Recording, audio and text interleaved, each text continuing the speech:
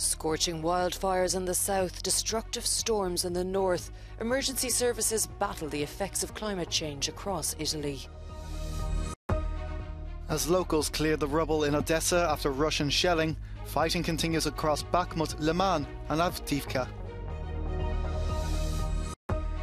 Amid the political chaos, could Spain's Prime Minister Pedro Sánchez really form a new government with a Catalonian separatist party?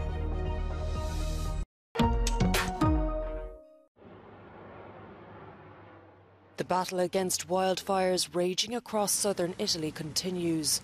Firefighters are doing what they can, but the flames are being fanned by high winds and scorching temperatures. Overnight, 15 people had to be evacuated from towns outside Palermo in Sicily, suburbs threatened by encroaching flames. They could be seen carrying luggage and being escorted by Italian Air Force personnel and firefighters, with an inferno in the distance. The destructive nature of these fires is all too obvious, but they have also turned deadly. Emergency services were unable to reach an 88-year-old woman who had fallen ill on the island due to the flames. And more than 200 people in Palermo have reportedly sought medical attention for smoke inhalation.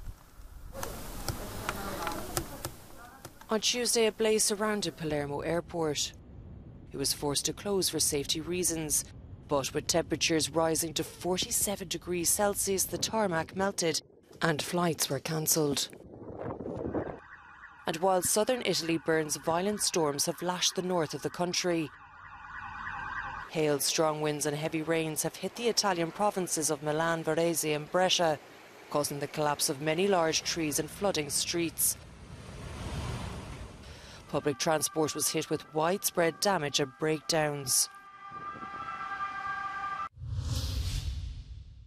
Without enough seats on either the left or the right, could Catalonia's pro-independence parties be decisive in forming Spain's new government? If so, the Junts party says its exiled leader, Carles Puigdemont, who remains a fugitive in Belgium, must receive an amnesty from the state for organising an illegal independence referendum in Catalonia. La propuesta que hace Junts por Catalunya es muy clara, es el ejercicio del derecho a la autodeterminación y la amnistía, lógicamente, una amnistía que no se ha resuelto con unos pocos indultos que ha concedido el gobierno. It may be possible for Puigdemont to act as the kingmaker, but Prime Minister Pedro Sánchez has always ruled out helping Catalonia's separatists. El PSOE ha dicho por activa y por pasiva que la unidad de España no se puede poner en duda, así que en este sentido parece ser difícil que el PSOE negocie en estos términos. Junts no tiene tantos incentivos para formar o para forzar, digamos, una coalición con PSOE y Sumar. But on Monday, the Public Prosecutor's Office asked for Puigdemont's international arrest warrant to be reactivated, making it appear even less likely. El plazo para constituir las Cortes es el próximo 17 de agosto. Se inicia así la nueva legislatura. Pero en España no existe un plazo legal específico para investir al presidente, por lo que las negociaciones podrían alargarse semanas. Cristina Giner, Euronews, Barcelona. A firefighting plane on the Greek island of Evia has crashed, killing the 2 pilots on board. The plane had just dropped water on a fire when it hit a hillside. The Ministry of Defence said they were pilots from the Greek Air Force. The accident happened near the town of Christos on Tuesday and was captured by a camera crew from ERT State Television. At least 3 other aircraft and around 100 firefighters were working nearby. Fires have broken out on other islands, including Rhodes and Corfu, as the country endures a 9th day of extreme temperatures. The dryness of the ground and high winds has made them much worse. The Prime Minister, Kyriakos Mitsotakis, said on Tuesday that we have a difficult summer ahead of us, as his cabinet was meeting to discuss the fires. The wildfires are still raging across the island of Rhodes, out of control.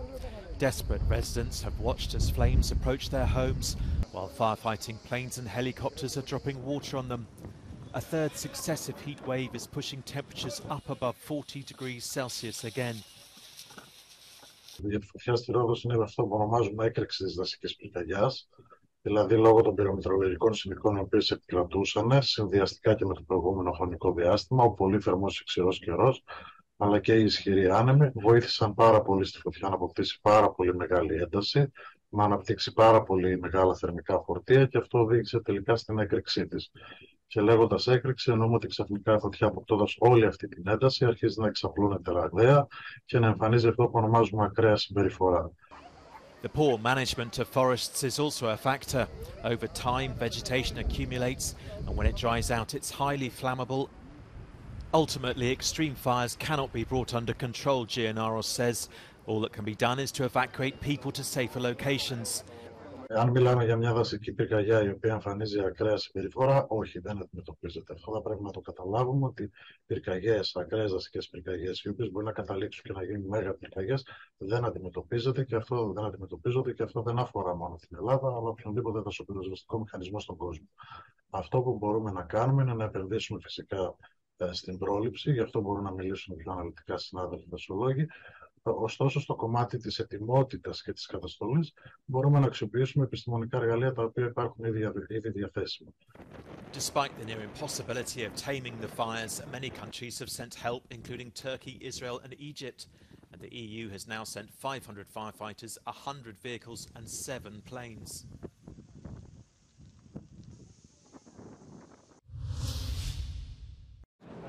Death Valley in California, the hottest place on Earth. The extreme heat may be a mere curiosity for these tourists, but for others on this planet it is life-changing and even life-threatening. The fingerprints of climate change are all over the intense heat waves gripping the globe this month. That's the conclusion of World Weather Attribution, a research group comprised of international climatologists that released their findings on Tuesday.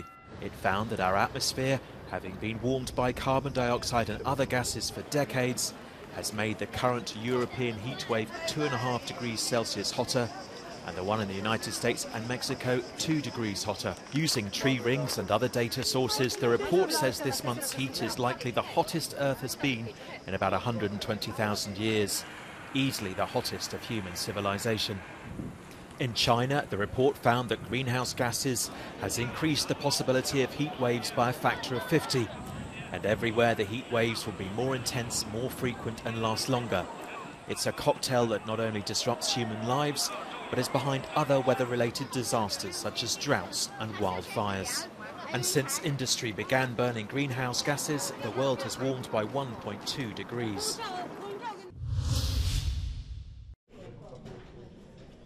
The jury has delivered its verdict over the terror attacks at the Brussels airport and metro station in March 2016 that killed 32 people. There are 10 defendants, among them Salah Abdeslam, who is already serving a life sentence in France over his role in the attacks that hit Paris in 2015. The suspects were tried on charges including murder, attempted murder and participation in the acts of a terrorist group. The biggest trial in Belgium's judiciary history unfolded over more than a half a year. Sentencing will be decided in a separate process in September. If convicted, some could face up to 30 years in prison. After 7 months of hearings and the jury spending the last 19 days locked together in isolation deliberating, the verdict is out. But families and victims will still have to wait a couple of weeks longer until they hear the precise sentences to give all those involved in this highly emotional, gruelling trial a long break. Maeve McMahon, Euronews, Brussels. Residents of Odessa clear rubble after Russian strikes on the city. The total damage has yet to be assessed.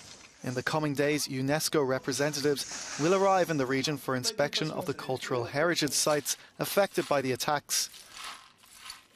On Tuesday, Ukrainian commander Alexander Sicily visited combat brigades in the Bakhmut and Liman directions to adjust military plans. According to the briefing by Kyiv, active fighting continues in these areas, as well as Avdiivka.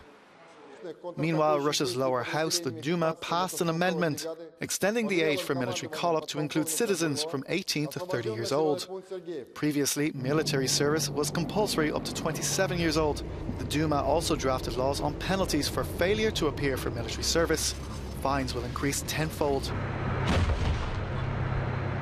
Meanwhile, Russia's Ministry of Defense says its army has pushed back several Ukrainian advances in the Donetsk region.